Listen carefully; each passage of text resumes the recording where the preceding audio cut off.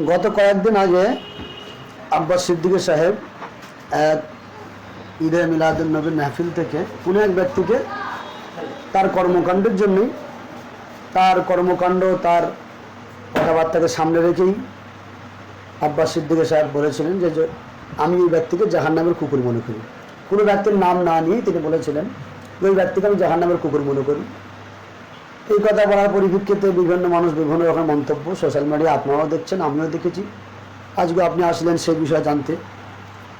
তো প্রথমত আমি বলবো, আব্বাস সিদ্দিকী সাহেব যে কথাটা বলেছেন বা যেই ধরনের ব্যক্তিকে সামনে রেখে বলেছেন, তিনি ইসলামকে শরীয়তকে বাঁচানোর জন্য, সাধারণ মানুষকে সজাগ করার জন্য তিনি যে কথাটা বলেছেন, আমি মুফতি সাহেব আমার দৃষ্টিভঙ্গিতে, আমার শুধু দৃষ্টিভঙ্গিতে নয়, শরীয়তের নজরে যদি আমরা দেখি, শরীয়তের দৃষ্টিভঙ্গিতে যদি আমরা বিচক্ষণতার সঙ্গে যদি দেখি, তো আব্বাস সিদ্দিকী সাহেবের কথাটা 100% সঠিক কথা।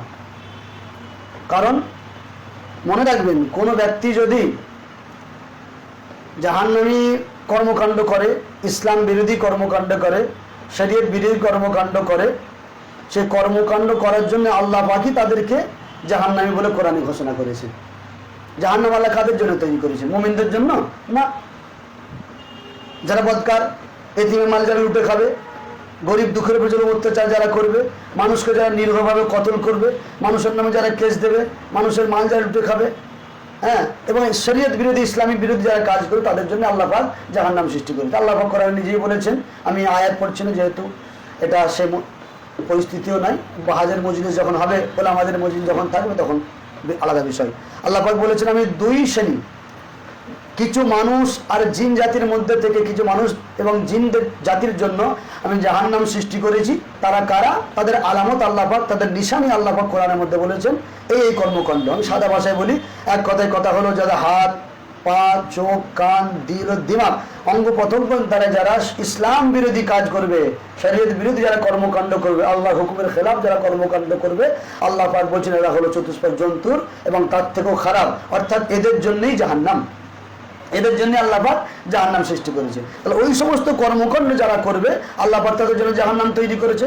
আমি যখন কোরআন সুন্নতের আলোকে দেখব কোনো এক ব্যক্তি এই কর্মকাণ্ডগুলো করছে, জাহান্নামে যাবার কর্মকাণ্ড তারা করছে, তখন আমি একটা মানুষের আলেম হিসাবে বলতে পারি এটা জাহান্নামের কর্মকাণ্ড, অর্থাৎ জাহান্নামী। হ্যাঁ, ওই ব্যক্তিকে জাহান্নামী বলতেই হবে সেটা কোনো জরুরি নাই। জাহান্নামের কর্মকাণ্ড করলে তাকে যে জাহান্নামী বলতেই হবে সেটা কোনো জরুরি নাই, কেউ নাও বলতে পারে। কিন্তু কোনো ব্যক্তি যদি জাহান্নামের কর্মকাণ্ড করার ফলেতে কোনো ব্যক্তিকে জাহান্নামী বলে, এতে কোনো সমস্যা নাই। যেমন কোনো মুসলমান যদি কুফরি কাজ করে, ইসলাম বিরোধী এমন কোনো কাজ বা এমন কোনো কথা বলে যাতে সে মুসলমান কাফির হয়ে যাবে, এই ধরনের কোনো কর্মকাণ্ড যদি করে, সেই কর্মকাণ্ডের খবর যদি কেউ আমাকে দেয়, সেই বিষয়ে যদি আমার কাছে কেউ ফতোয়া জানতে আসে যে ভাই মুফতি সাহেব এই ব্যক্তিটা এই কাজ করেছে, এই কাজের পরিপ্রেক্ষিতে আপনি কি বলবেন, আমি দেখবো ফতোয়ার কিতাবের সামনে রেখে দেখবো, যদি এই ব্যক্তির কথাগুলো কুফরিমূলক কথা হয়, তবে সঙ্গে সঙ্গে ফতোয়া ওই ব্যক্তিটা কাফের হয়ে গেছে, কোনো সমস্যা নেই। মুসলমান হলেও কিন্তু সে কথা বা কর্ম কাজটা ইসলামী আপনার কুফরি কাজ, সেই কথা বা কাজকে সামনে রেখে আমাকে ফতোয়া দিতে হবে, কাফের হয়ে গেছে। আর সে যদি কলমা রাদ্দুর উপর পড়ে ঈমান আনে, আলহামদুলিল্লাহ মুসলমান হয়ে যাবে। তদ্রূপ ঠিক অনুরূপভাবে ওই ব্যক্তি যদি ঈমান আনে, তওবা পড়ে মুসলমান হয়, ঠিকঠাকভাবে জিন্দগি যাপন করে, আল্লাহ যদি হেদায়েত দান করে, আলহামদুলিল্লাহ কোনো সমস্যা নাই। কিন্তু বর্তমান তার কর্মকাণ্ডগুলো ইসলাম বিরোধী এবং কঠোর ইসলাম বিরোধী। রিসেন্টলি যে কাজটা হয়েছে, ওয়াকাফ আন্দোলন যখন মানুষ করছিল, ওয়াকাফ কালা কানুনের বিরুদ্ধে যে আন্দোলনটা, কত সঙ্গীন আন্দোলন, কত গুরুত্বপূর্ণ আন্দোলন, সে আন্দোলন করাকে বাংলায় এই ব্যক্তি নিষিদ্ধ করেছে যে না করা যাবে না। এবং এটাও এই পর্যন্ত খবর আমরা দেখেছি। এখানে একটা কথা বলি, ভাঙনের বুকে হাজার হাজার মানুষ মিথ্যা কেস দিয়েছে এই মানে প্রেক্ষাপটে। এই যে আন্দোলন মানে অকাপ বললো যে অকাপ নিজেদিকে গুলোগুলি করে, আমার থেকে মানে আমি তার সবথেকে বড় শত্রু হবো।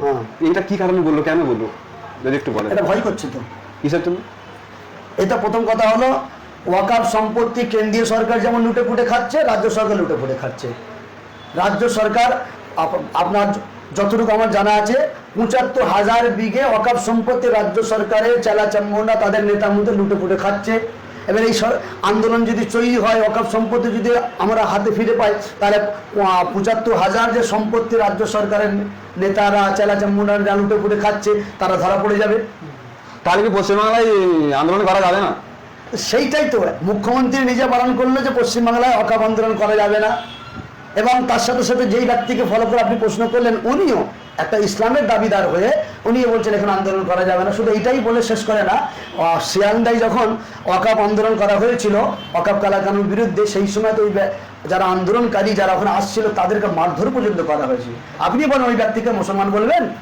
আল্লাহর মসজিদ মাদ্রাসা রক্ষার জন্য যারা আন্দোলন করতেছিল তাদেরকে যারা মারধর করেছে তাকে কি বলবে? মুসলমান বলবে? আমি প্রশ্ন ওই ব্যক্তিদের করতে চাই, ওই সমস্ত আলেম ওলামাকে করতে চাই যারা ওই সমস্ত বেঈমান মুনাফিক কাফেরদেরকে যারা বাঁচানোর জন্য আব্বাস সিদ্দিকের উপর যারা তাগমা লাগাচ্ছে তাদেরকে প্রশ্ন আমি করছি। বলেন আপনাদের কাছে কি ইবারত আছে? কোরআন হাদিসের ইবারত কি আছে?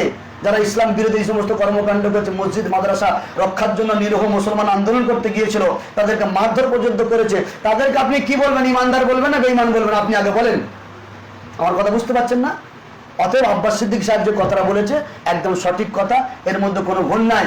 এর কথা পরিপ্রেক্ষিতে যদি কোনো ব্যক্তি, কোনো আলেম ওলামা, আলেম তো হবে না, আলেম ইনশাল্লাহ আলহামদুলিল্লাহ এই ধরনের কথায় তারা কখনো আপনার আব্বাস সিদ্দিক সাহেব বিরোধী করবে না। আলেম নামে যারা শয়তানের গোলামি যারা করছে, নেতাদের আপনার কি বলে ইহুদি খ্রিস্টানদের গোলামি যারা করছে তারা বিরোধী করছে, তাদেরকে আমি বলছি তাদের যদি ক্ষমতা থাকে, তাদের যদি সৎ সাহস থাকে আমার সঙ্গে আসুক, ব্যক্তি আমি একা তার সঙ্গে লড়াই করব। আচ্ছা, বিরোধী করার কারণটা কি? আব্বাস ভাইয়ের বিরোধী করার কারণ আছে তো। আব্বাস ভাইয়ের বিরোধী হওয়ার কারণ হলো আব্বাস সিদ্দিকী হলো রাসূলুল্লাহর গোলামি করছেন। সত্যি কথা বলেন বলে কি তিনি হক কথা বলেন, যুব সমাজকে জাগাচ্ছেন, সংবিধানের পক্ষে কথা বলেন, সংবিধান বাঁচানোর কথা বলেন। সেই জন্য আব্বাস সিদ্দিকী সাহেবের কথাগুলো ওই সমস্ত জালিমদের কষ্ট হয়ে যাচ্ছে, ওই সমস্ত জালিমদের বিরুদ্ধে যাচ্ছে। জালিমরা দেখতে পাচ্ছে আমাদের দোকানের শাটার বন্ধ হয়ে যাবে, এবার আমাদের সমস্যা তৈরি হয়ে যাচ্ছে, আমরা মানুষকে বোকা বানাতে পারছি না, এই কারণে আব্বাস সিদ্দিকী বিরোধী করছে। না তো আব্বাস সিদ্দিকী তো কারোর কোনো ক্ষতি করে না, না ইসলামের ক্ষতি করেছে, না সমাজের ক্ষতি করেছে, না সংবিধানের ক্ষতি করেছে, ঠিক না? বেটি করেন না।